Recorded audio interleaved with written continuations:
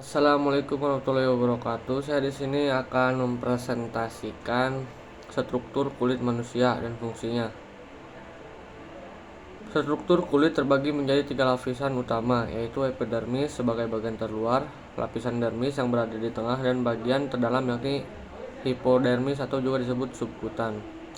Yang pertama, epidermis. Epidermis adalah satu-satunya lapisan kulit yang bisa dilihat dan disentuh.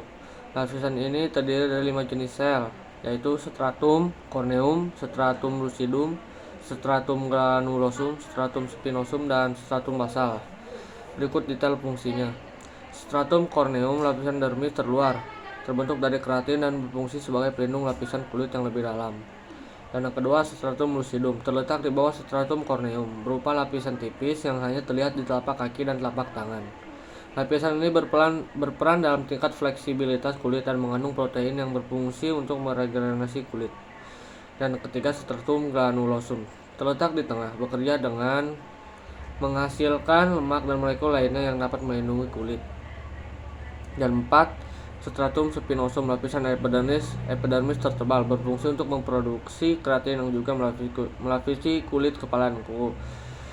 Dan kelima, stratum basale, lapisan epidermis terdalam, yaitu lapisan ini mengandung sel bernama melanosoid yang menghasilkan warna kulit atau pigmen yang dikenal sebagai melanin. Sel inilah yang membuat kulit menjadi coklat serta melindungi kulit dari sinar radiasi matahari.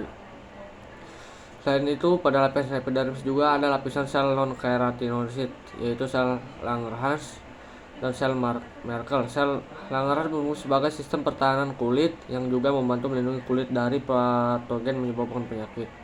Dan yang kedua, dermis. Dermis adalah lapisan kedua yang terletak di bawah epidermis, serta struktur lapisan kulit dermis lebih tebal. Lapisan ini membentuk fondasi yang kuat untuk mendukung lapisan epidermis.